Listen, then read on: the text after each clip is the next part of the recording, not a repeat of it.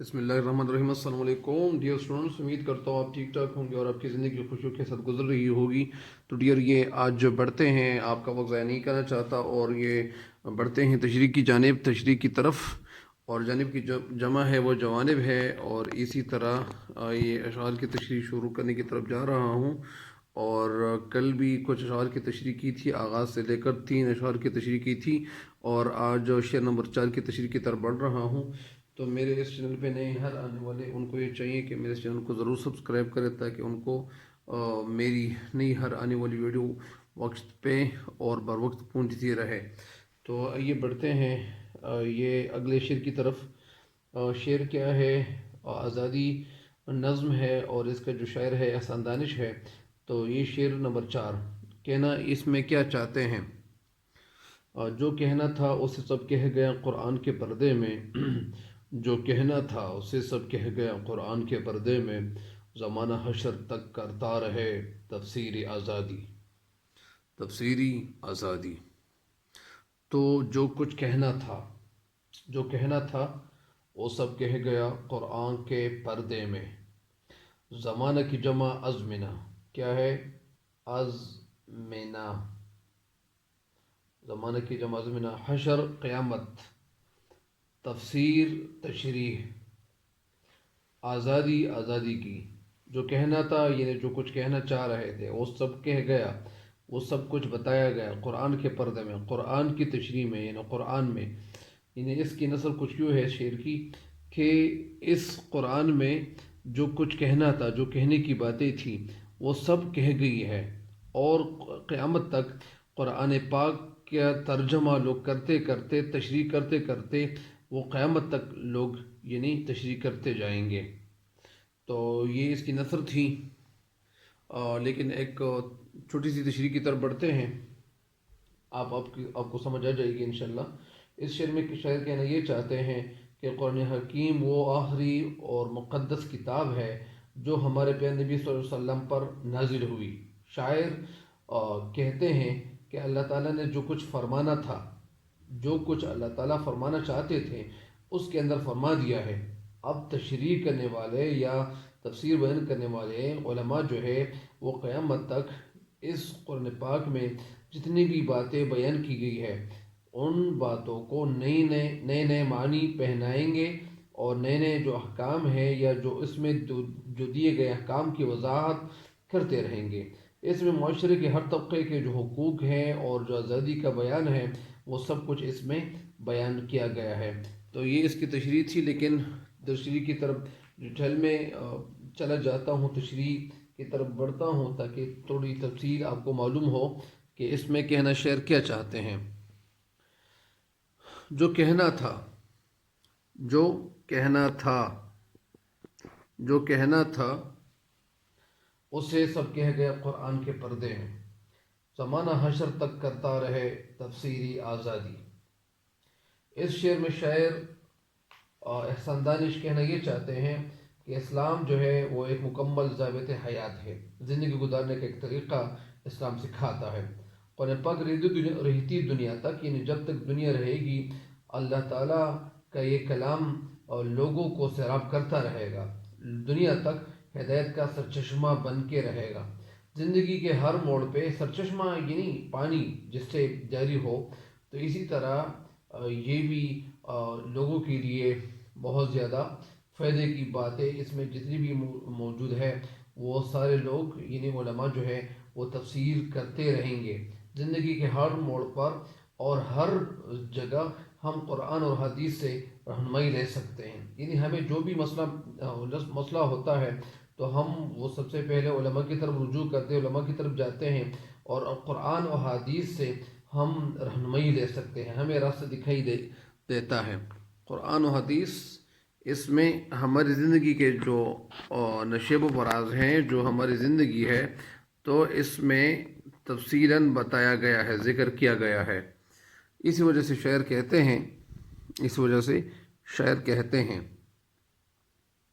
شاعر اس شعر میں یعنی یہی کہنا چاہتے ہیں کہ علماء جتنے بھی ہیں تو وہ قیامت تک اس کی تشریح اور توضیح بیان کرتے جائیں گے، بیان کرتے جائیں گے، اور جو جہاد فی سبیل اللہ اور آزادی حاصل کرنے کی جو تعلیمات ہے، جو تعلیمات اور رہنمائی ہم کتاب اللہ سے، یعنی اللہ تعالیٰ کی کتاب سے لے سکتے ہیں. یعنی اس قرآن پاک میں جہاد فی سبیل اللہ اور آزادی حاصل کرنے کی جو تعلیمات ہے یہ ہم اس قرآن پاک سے لے سکتے ہیں. آزادی صرف اپنی مٹی پہ دشمن سے چڑھانے کا نام ہی نہیں ہے، یعنی اپنی مٹی کو دشمن سے چڑھانے کا نام ہی نہیں ہے، نجات دلانے کا نام ہی نہیں ہے، بلکہ زندگی کے ہر معاملے میں، زندگی کا ہر پہلو، انسان کی جو فطری آزادی کے بارے میں ہدایات قرآن و حدیث میں یہ سب کچھ موجود ہے. یعنی زندگی ہر ایکٹ پہ وہ روشنی ڈالتا ہے، اور اس کے زبردستی کسی کو مسلمان نہیں بنایا جا سکتا، بلکہ اسے حق اور باطل میں تمیز سکھا کر، اس تمیز کے معنی شناخت سکھا کر اپنی مرضی کے مطابق آزاد چھوڑ دینا ہے کہ وہ جس راستے کو چاہے اختیار کر سکتا ہے، جس راستے پہ وہ جانا چاہے تو جا سکتا ہے. اور اسی طرح ان کو رائے کی مکمل آزادی اسلام نے دی ہوئی ہوتی ہے، اور اسلام میں رائے کی آزادی جو ہے ایک خاص اہمیت کے حامل ہے. ہر شخص دین کے معاملات میں آزادانہ رائے اور آرا دے سکتا ہے. اسی طرح پیشی کی جو آزادی جس میں بیان کی گئی ہے، تحریر تقریر کی آزادی اور حلال طریقے سے رزق کمانے کی آزادی، اسلام سب کیا کرتے ہیں؟ قبول کرتا ہے، ایکسپٹ کرتا ہے، تسلیم کرتا ہے. اللہ تعالیٰ نے انسان کو آزاد چھوڑ کر جنت اور دوزخ کا راستہ سمجھا دیا ہے.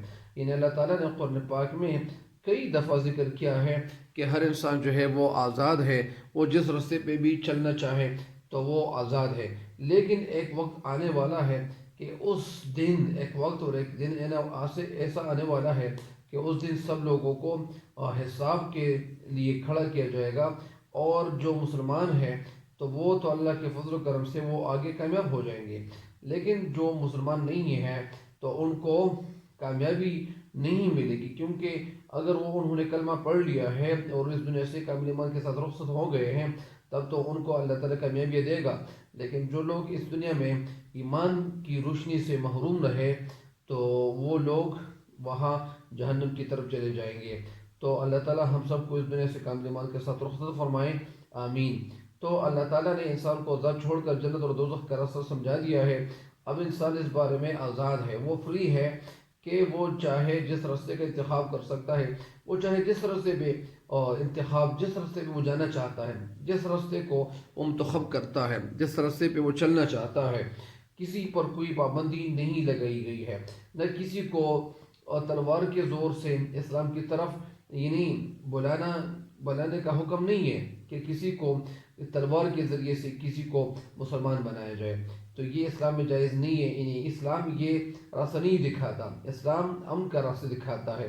اقبال نے یہ خیال کچھ اس طرح بیان کیا ہے، جس طرح ہمارے پیارے نبی صلی اللہ علیہ وسلم فتح مکہ کے موقع پر سارے جو کفار تھے ان کو معاف فرماتے ہیں اور معاف کرتے ہیں.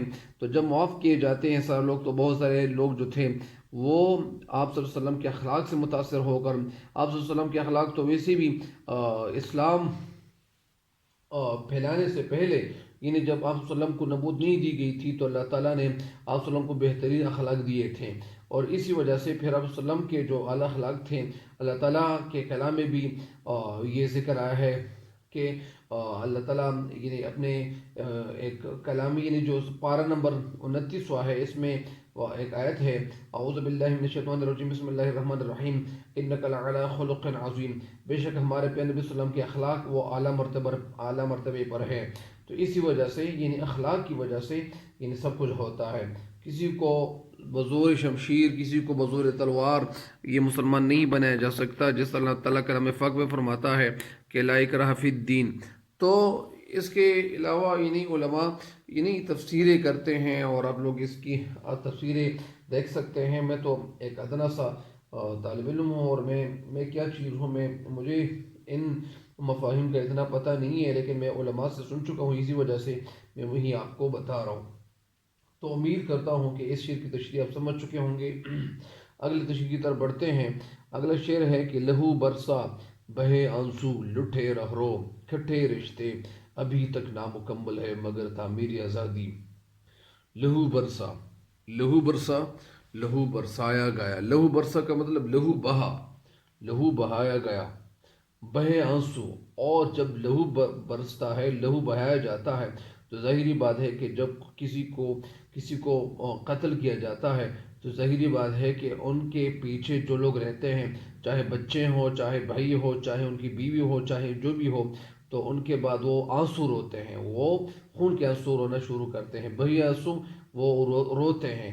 لٹے رہرو، اور رہرو کے مسافر، یعنی جو رہرو تھے، مسافر تھے، وہ لٹ گئے، کٹے رشتے، اور جو آپس میں جو رشتے تھے آپس میں، تو ظاہری بات ہے کہ بہت سارے مسلمان جو وہ 1947 کی جو آزادی مل رہی تھی مسلمانوں کو، تو اس وقت بہت سارے مسلمان جو تھے وہ بے سر و سامانی کی حالت میں اپنے گھروں سے باہر نکل آئے تھے، اور کسی کو بھی یہ پتہ نہیں تھا، یا کسی کو پتہ نہیں تھا کہ ہمیں کس راستے پہ جانا ہے، لیکن وہ ایک دھکم دیکھا، اور اسی طرح ایک بھیڑ شروع ہو جاتی، اور بہت سارے لوگ مسلمان جو تھے تو اس میں کفار کا نشانہ بن کے رہ گئے، اور اسی وجہ سے بہت سارے مسلمانوں، لاکھوں مسلمانوں کا خون بہایا گیا۔